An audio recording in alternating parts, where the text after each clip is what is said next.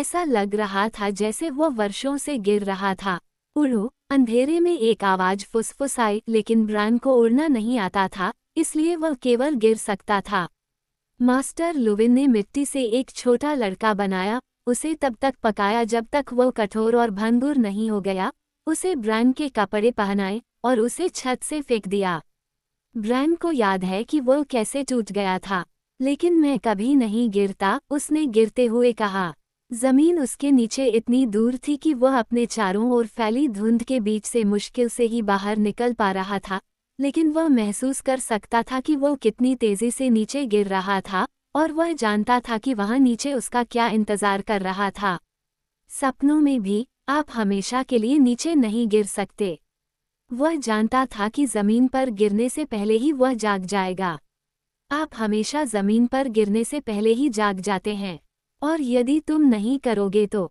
आवाज ने पूछा। जमीन अब और भी करीब थी, फिर भी बहुत दूर, हजारों मील दूर, लेकिन पहले से ज्यादा करीब। यहाँ अंधेरे में ठंड थी। न सूरज था, न तारे, सिर्फ नीचे की जमीन उसे कुचलने के लिए आ रही थी, और धूसर धुंध और फुसफुसाती आवाज। वह रोना चाहता था, रोना नहीं, उड़ना। मैं उड़ नहीं सकता, ब्रायन ने कहा। मैं नहीं उड़ सकता, मैं नहीं उड़ सकता। तुम्हें कैसे पता? क्या तुमने कभी कोशिश की है? आवाज ऊंची और पतली थी। ब्रायन ने इधर उधर देखा कि आवाज कहाँ से आ रही है। एक कौवा उसके साथ नीचे की ओर घूम रहा था, बस बाहर से। जब वह गिर रहा था, तो हम उसके पीछे पीछे पहुंचे और कहा, मेरी मदद करो। कौवे ने कहा, मैं कोशिश कर रहा हूँ। बोलो, क्या तुम्हारे पास मक्का है? चोकर ने अपनी जेब में हाथ डाला और उसके चारों ओर अंधेरा छा गया। जब उसने अपना हाथ बाहर निकाला, तो उसकी उंगलियों के बीच से सुनहरे दाने हवा में फिसलने लगे। वे उसके साथ गिरे। कौवा उसके हाथ पर बैठ गया और खाने लगा। क्या तुम सचमुच कौवा हो? ब्रायन ने पूछा। क्या तुम सचमुच गिर रहे हो? कौवे ने पूछा। ये सिर्फ एक सपना है, ब्रायन ने कहा। क्या ऐसा है? कौवे ने पूछा। मैं जमीन पर गिरते ही जाग जाऊंगा, ब्रायन ने पक्षी से कहा। कौवा बोला, जब तुम जमीन पर गिरोगे तो मर जाओगे। कौवा फिर से मक्का खाने लगा। ब्रायन ने नीचे देखा। अब उसे पहाड़ दिखाई दे रहे थे, उनकी चोटियां बर्फ से सफेद थीं, और अंधेरे जंगल में नदियों की चांदी जैसी धारियां। उसने अपनी आंखें बंद कर ली और रोने लगा। कौवा बोला, इससे कोई फायदा नहीं होगा। मैंने तुमसे कहा था, जवाब उड़ना है, रोना नहीं। ये कितना मुश्किल हो सकता है। मैं ये कर रहा हूँ। कौवा हवा में उछला और ब्रायन के हाथ के चारों ओर फड़फड़ाने लगा। आपके पास पंख हैं, ब्रायन ने बताया। शायद आप भी ऐसा करते हो। ब्रायन ने उसके कंधों को महसूस किया, पंखों को टटोलते हुए। कौवा बोला, पंख विभिन्न प्रकार के होते हैं। ब्रायन उसकी भुजाओं, पैरों को घूर रहा था। वो बहुत दुबला पतला था, उसकी त्वचा हड्डियों पर तनी हुई थी। क्या वह हमेशा इतना दुबला पतला था? उसने याद करने की कोशिश की। एक चेहरा धूसर धुंध से बाहर निकलकर उसकी ओर तैरता हुआ आया, जो सुनहरे रंग की रोशनी से चमक रहा था। मैं प्यार के लिए क्या क्या करता हूँ, उसने कहा। ब्रायन चिल्लाया। कौवा हवा में उड़ गया और कांव कांव करने लगा। ऐसा नहीं, वो उस पर चिल्लाया। भूल जाओ, तुम्हें अब इसकी जरूरत नहीं है, इसे एक तरफ रख दो, इसे दूर रख दो। वह ब्रायन के कंधे पर उतरा और उसे चोंच मारी, और चमकता हुआ सुनहरा चेहरा गायब हो गया। ब्रायन पहले से कहीं ज्यादा तेजी से नीचे गिर रहा था। जैसे ही वह नीचे धरती की ओर गिरा, उसके चारों ओर धूसर धुंध छा गई। तुम मेरे साथ क्या कर रहे हो? उसने रोते हुए कौवे से पूछा। तुम्हें उड़ना सिखा रहा हूँ। मैं उड़ नहीं सकता, आप अभी उड़ रहे हैं। मैं गिर रहा हूँ। कौवा बोला, हर उड़ान गिरने से शुरू होती है। नीचे देखो, मुझे डर लग रहा है। तिरस्कार करना। ब्रायन ने नीचे देखा और महसूस किया कि उसके अंदर पानी भर गया है। जमीन अब उसकी ओर तेजी से बढ़ रही थी। पूरी दुनिया उसके नीचे फैली हुई थी, सफेद, भूरे और हरे रंग की एक टेपेस्ट्री। वो सब कुछ इतना साफ देख सकता था कि एक पल के लिए वह डरना भूल गया। वो पूरे क्षेत्र को और उसमें रहने वाले सभी लोगों को देख सकता था। उसने विंटरफेल को वैसे ही देखा जैसे चील उसे देखते हैं। ऊंचे टॉवर ऊपर से छोटे और छोटे दिख रहे थे। महल की दीवारें मिट्टी में लकीरें थीं। उसने मिस्टर लुविन को अपनी बालकनी पर देखा, एक पॉलिश कांस्य ट्यूब के माध्यम से आकाश का अध्ययन कर रहा था और एक किताब में नोट्स बनाते हुए भौहें सिकोड़ रहा था। उसने अपने भाई रॉब को देखा, जो उसे याद किए जाने से कहीं ज्यादा लंबा और मजबूत था, अपने हाथ में असली स्टील के साथ यार्ड में तलवारबाजी का अभ्यास कर रहा था। उसने अस्तबल से साधारण विशालकाय होडोर को देखा, जो मिकिन के फौज में एक निहाई लेकर गया और उसे अपने कंधे पर उतनी ही आसानी से उठा लिया जितनी आसानी से कोई दूसरा आदमी घास की गठरी उठा सकता है। गॉडवुड के दिल में महान सफेद वियरवुड काले तालाब में अपने प्रतिबिंब पर विचार कर रहा था। इसकी पत्तियां ठंडी हवा में सरसराहट कर रही थीं। जब उसे लगा कि ब्रायन उसे देख रहा है तो उसने अपनी आंखें शांत पानी से उठाईं और उसे जानबूझकर घूरा। उसने पूर्व की ओर देखा और बाइट के पानी में एक गैली को दौड़ते हुए देखा। उसने अपनी मां को एक केबिन में अकेले बैठे देखा, जो अपने सामने एक मेज पर खून से सना हुआ चाकू देख रही थी, जबकि नाविक अपनी पतवार खींच रहे थे और सर रॉड्रिक एक रेलिंग पर झुके हुए थे, कांप रहे थे और सांस ले रहे थे। उनके आगे एक तूफान आ रहा था, बिजली की चमक से भरा एक विशाल अंधेरा गर्जन, लेकिन किसी तरह वे इसे नहीं देख पा रहे थे। उसने दक्षिण की ओर देखा और त्रिशूल की विशाल नीली हरी लहर देखी। उसने अपने पिता को राजा से विनती करते देखा, उसका चेहरा दुख से भरा हुआ था। उसने देखा कि सांसा रात को सोने के लिए रो रही थी, और उसने देखा कि आर्या चुपचाप देख रही थी और अपने रहस्यों को अपने दिल में दबाए हुए थी। उनके चारों ओर छायाएं थीं।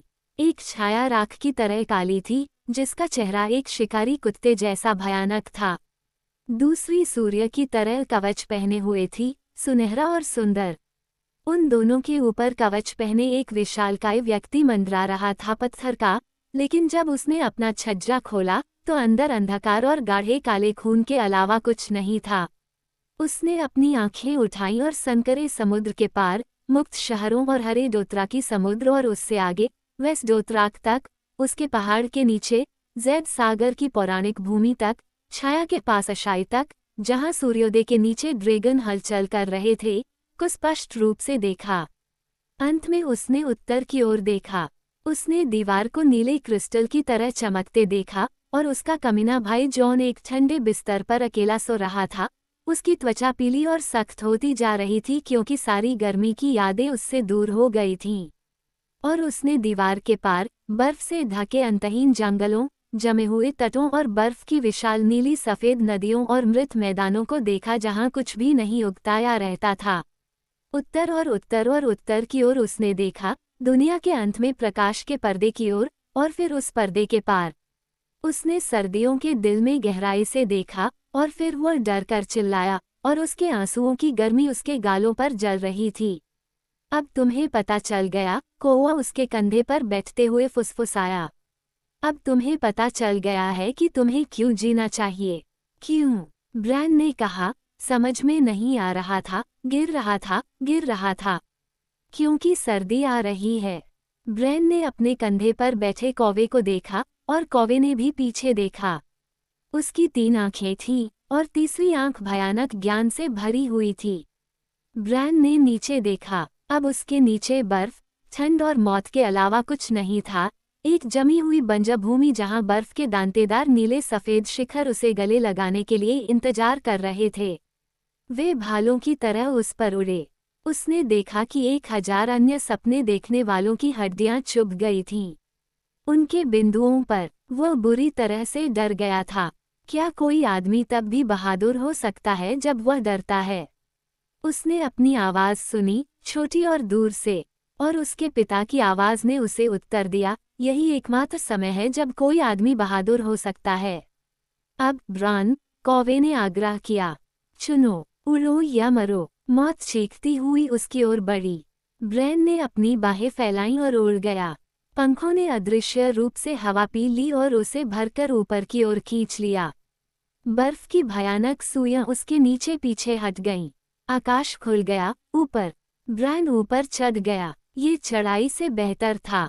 ये किसी भी चीज से बेहतर था। दुनिया उसके नीचे छोटी हो गई। मैं उड़ रहा हूँ, वह प्रसन्नता से चिल्लाया। मैंने देखा है, 3 आंखों वाले कौवे ने कहा। वो हवा में उड़ गया, उसके चेहरे पर अपने पंख फड़फड़ाए, उसे धीमा कर दिया, उसे अंधा कर दिया। वो हवा में लड़खड़ा गया क्योंकि उसके पंख उसके गालों से टकरा रहे थे। उसकी चोंच ने उस पर भयंकर वार किया और ब्रायन को अपने माथे के बीच, अपनी आंखों के बीच अचानक अंधा कर देने वाला दर्द महसूस हुआ। तुम क्या कर रहे हो? वह चिल्लाया। कौवे ने अपनी चोंच खोली और उस पर कांव कांव की। डर के मारे एक तीखी चीख और धूसर कोहरा उसके चारों ओर कांप उठा और घूंघट की तरफ फट गया, और उसने देखा कि कौवा वास्तव में एक महिला थी, लंबे काले बालों वाली एक सेवक महिला, और वह उसे कहीं से जानता था, विंटरफेल से। हाँ, यही था। उसे अब उसकी याद आई और फिर उसे एहसास हुआ कि वह विंटरफेल में था, किसी ठंडी मीनार के कमरे में एक बिस्तर पर, और काले बालों वाली महिला ने पानी का एक कटोरा फर्श पर गिरा दिया और सीढ़ियों से नीचे भागी, चिल्लाते हुए, वह जाग गया है, वह जाग गया है, वह जाग गया है। ब्रायन ने अपने माथे को छुआ, उसकी आंखों के बीच जिस जगह कौवे ने उसे चोंच मारी थी, वह अभी भी जल रही थी, लेकिन वहां कुछ भी नहीं था, ना खून, ना घाव। उसे कमजोरी और चक्कर आ रहा था। उसने बिस्तर से उठने की कोशिश की, लेकिन कुछ नहीं हुआ। और फिर बिस्तर के पास हलचल हुई, और कुछ उसके पैरों पर हल्के से गिरा। उसे कुछ भी महसूस नहीं हुआ। पीली आंखों की एक जोड़ी ने उसकी आंखों में झांका, जो सूरज की तरह चमक रही थी। खिड़की खुली थी और कमरे में ठंड थी, लेकिन भेड़िए से निकलने वाली गर्मी ने उसे गर्म स्नान की तरह ढांक लिया। उसका पिल्ला, ब्रायन को एहसास हुआ या नहीं, वह अब बहुत बड़ा हो गया था। उसने उसे सहलाने के लिए हाथ बढ़ाया, उसका हाथ पत्ते की तरह कांप रहा था। जब उसका भाई रॉब कमरे में घुसा, तो टावर की सीढ़ियों पर चढ़ते समय उसकी सांस फूल रही थी। डायरवुल्फ ब्रायन के चेहरे को चाट रहा था। ब्रायन ने शांति से ऊपर देखा। उसका नाम समर है, उसने कहा।